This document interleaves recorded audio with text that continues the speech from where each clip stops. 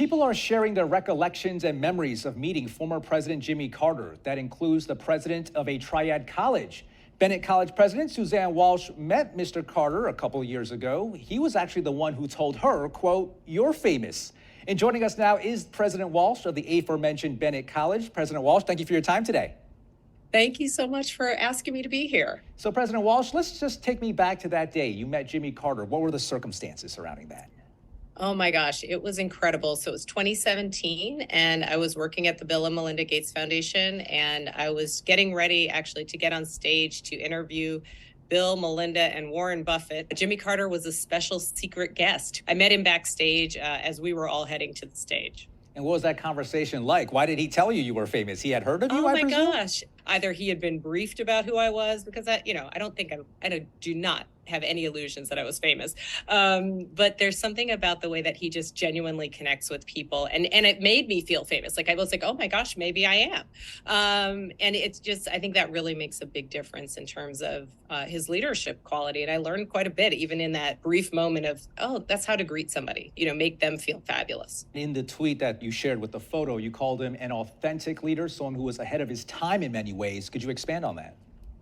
Well, I think that, when he first talked about, turn down your thermostats and put on your sweaters, everybody thought that was sort of crazy. All of us must learn to waste less energy.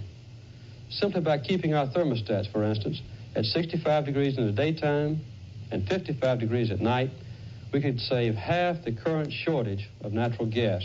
Think about where we are today. Think about the conversations about climate justice and environmental justice. He had solar panels on the roof of the White House. That was so long ago. And now we think of solar as this really innovative thing. But wait a second, he was doing this, back in the 70s. His focus on Habitat for Humanity and neglected diseases, again, paying attention to things that so often people don't pay attention to, I think, is a real hallmark of his leadership, both in his presidency and after. Yeah, even building homes in his advanced age.